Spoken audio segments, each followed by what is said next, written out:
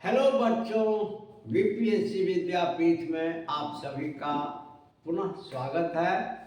और बीपीएससी विद्यापीठ आप सभी के समक्ष आज एक छोटा सा परंतु बहुत ही महत्वपूर्ण शब्दावली टर्मिनोलॉजी लेकर उपस्थित है आप सभी के लिए, जो प्रतियोगिता परीक्षा में पीटी और मेन में जो टिप्पणी वाले क्वेश्चंस होते हैं उनमें आते रहते हैं और थोड़ी सी तकनीकी प्रकृति के शब्द हैं।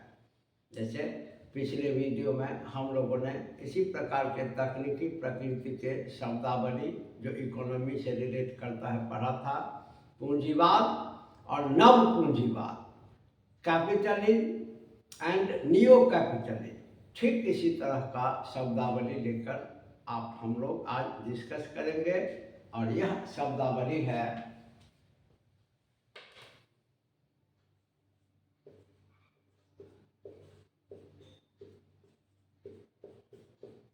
उपनिवेशवाद तथा नव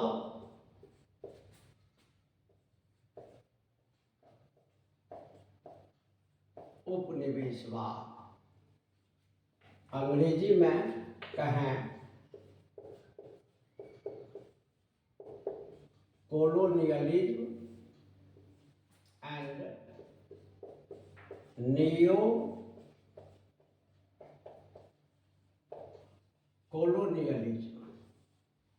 देखिए, सबसे पहली बात समझें, वाद शब्द का क्या अर्थ होता है। जैसे पूंजीवाद, समाजवाद, उपनिवेशवाद, साम्राज्यवाद, गांधीवाद, अतिवाद, आतंकवाद, अलगाववाद। तो वाद का अपने आप में अर्थ है। सरल शब्दों में समझें, वाद का अर्थ होता है कोई विशेष विचारधारा।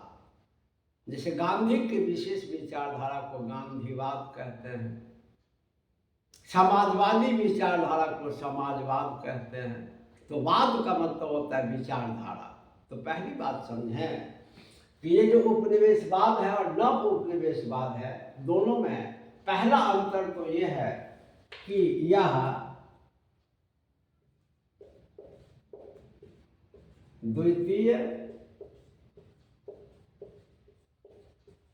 विश्व युद्ध के पूर्व की अवधारणा, द्वितीय विश्व युद्ध के पूर्व यानी पहले की अवधारणा है, बिफोर 1945। जैसे हम सभी जानते हैं कि सेकेंड वर्ल्ड वार 1939 से 1945 के बीच चला था। तो 1945 या सेकेंड वर्ल्ड वार के पहले का कॉन्सेप्ट है यह, और यह जो है यह द्वितीय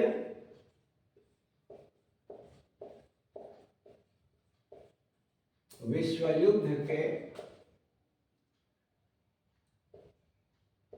पश्चात की अवधारणा है। ये पहली बात ध्यान रखें, दोनों के बीच मौलिक अंतर है। अब उपनिवेशवाद साम्राज्यवाद शब्द से, जिसको अंग्रेजी में इंपीरियलिज्म कहते हैं, काफी मेल खाता है।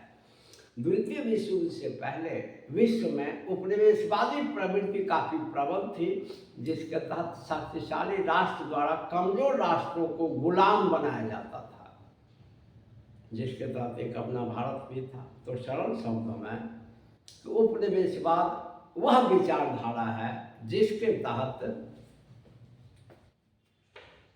शक्तिशाली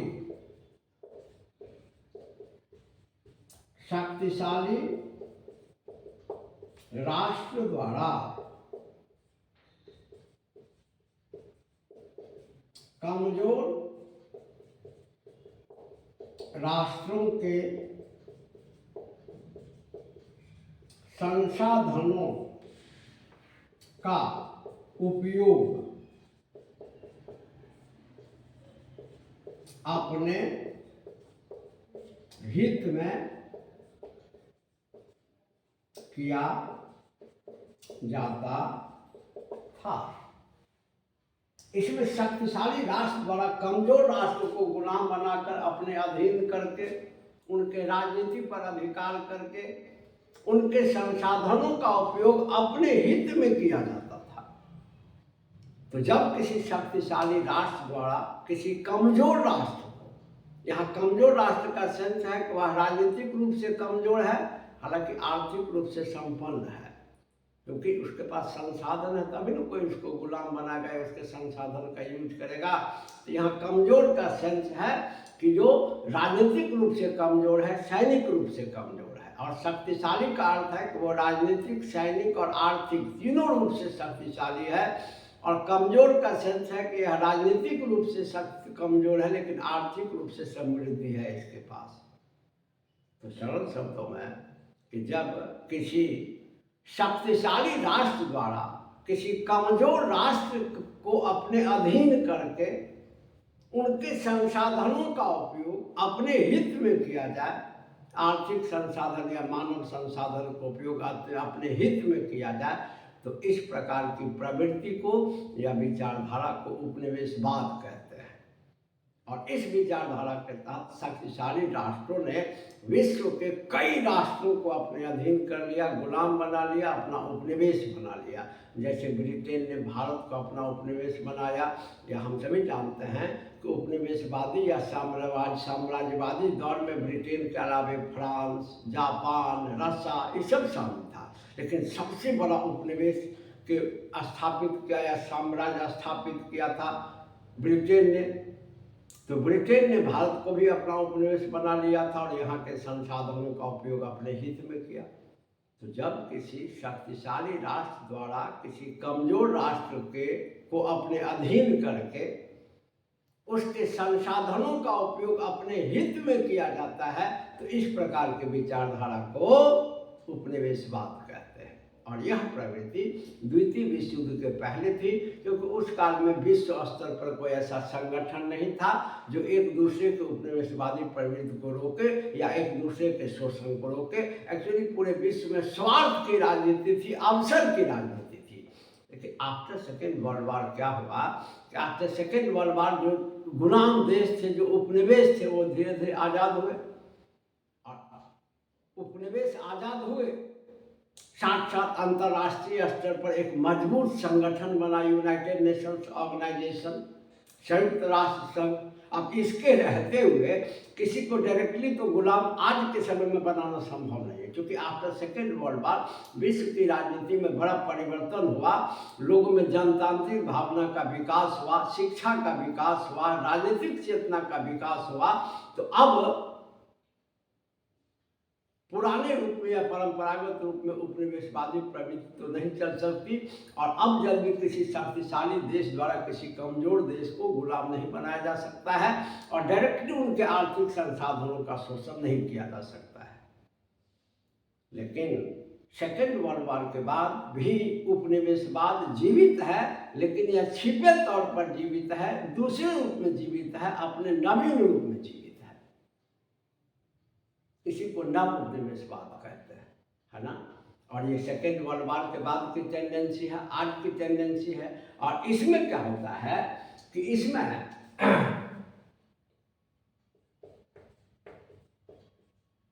विकसित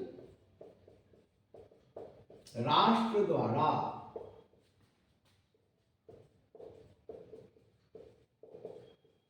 विकासशील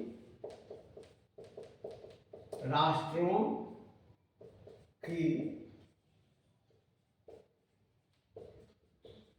अर्थव्यवस्था पर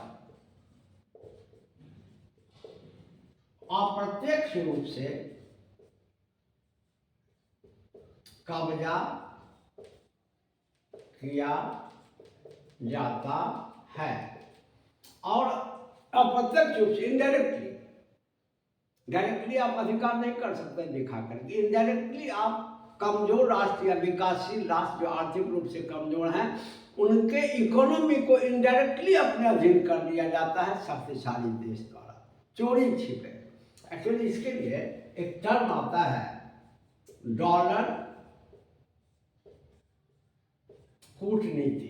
एक्चुअली क्या है कि हम सभी जानते हैं कि सेकेंड वर्ल्ड वॉर के बाद जो उपनिवेश थे, तो उपनिवेश तो भाई, उपनिवेश तो आज़ाद होने लगे सेकेंड वर्ल्ड वॉर के बाद। जैसे 1945 के बाद इंडिया उपनिवेश था, आज़ाद हो गया 1947 में, सभी उपनिवेश लगभग, मैंने उपनिवेशवादी प्रवृत्ति जो परंपरागत थी वो खत्म होने लगी और उपनिवेश स्वतंत्र होने लगे। तो स्वतंत्र तो हो गए, लेकिन इनकी आर्थिक स्थिति इतनी कमजोर थी कि अपने संसाधनों के बदौलत अपना विकास तो कर नहीं सकते थे।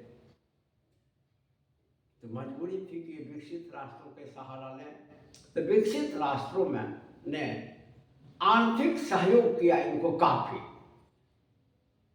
तो विकसित राष्ट्र जो कमजोर राष्ट्रों को, जो उपनिवेश थे कभी जो आर्थिक रूप से जर्जर हो चुके थे, इनको जो आर्थिक रूप से सहयोग देना शुरू किया इस लालच में कि ये आर्थिक रूप से अगर हमारे सहयोग में इनको अगर हम सहयोग करेंगे तो ये हमारी अनुकूल अपने देश की आर्थिक नीति बनाएंगे और उसका लाभ हमको मिलेगा, हमारा व्यापार वहाँ चमकेगा, हम अपना सामान वहाँ बेचेंगे और वहाँ के संसाधनों का यूज भी करेंगे। क्योंकि भाई आप किसी से आर्थिक मदद अगर ले रहे हैं तो आप उसको बहुत इग्नोर नहीं कर सकते हैं। क्यों? आज वर्ल्ड बैंक और IMF इंडिया पर इतना दबाव डालता है क्योंकि आपको कर्ज देता है। तो जो संस्था या जो देश आपको कर्ज देता है उसके अकॉर्डिंग रूल आपको फ्रेम करना ही पड़ता है। तो सेकेंड वर्ल्ड वॉर के बाद विकसित देशों ने विकासशील देशों को, जो कभी उपनिवेश थे, आर्थिक रूप से मदद करना शुरू किया इस उद्देश्य से, इस छिपे उद्देश्य से कि यह देश आर्थिक रूप से मेरा गुलाम रहेगा और हम इसके आर्थिक संसाधनों का, इसके बाजार का उपयोग अपने हित में करेंगे।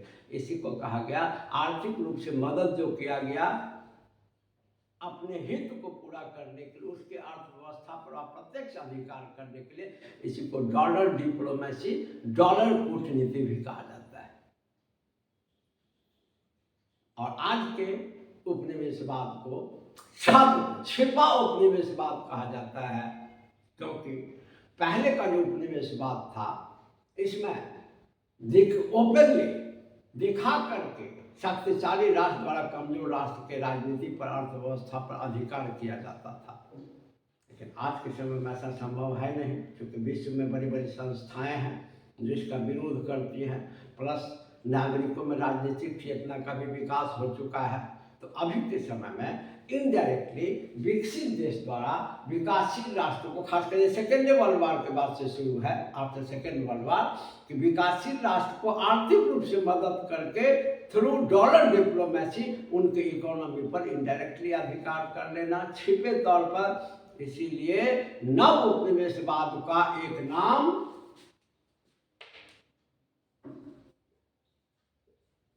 आर्थिक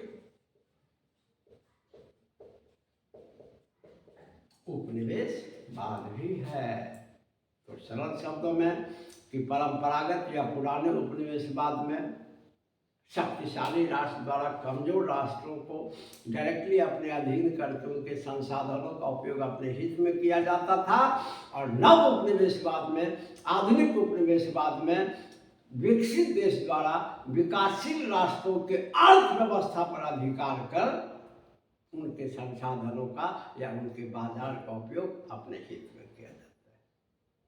मेरा विश्वास है कि तकनीकी पूर्ण शब्द का अर्थ आपने समझा होगा।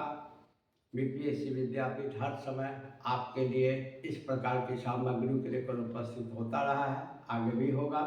और अगर आपको कंटेंट अच्छा लगता हो तो चैनल को सब्सक्राइब जरूर करें, वीडियो को लाइक और शेयर जरूर करें, और फिर इसी प्रकार की उपयोगी और तकनीकी सामग्री को लेकर विद्यापीठ आपके समक्ष उपस्थित होगा। तब तक के लिए धन्यवाद।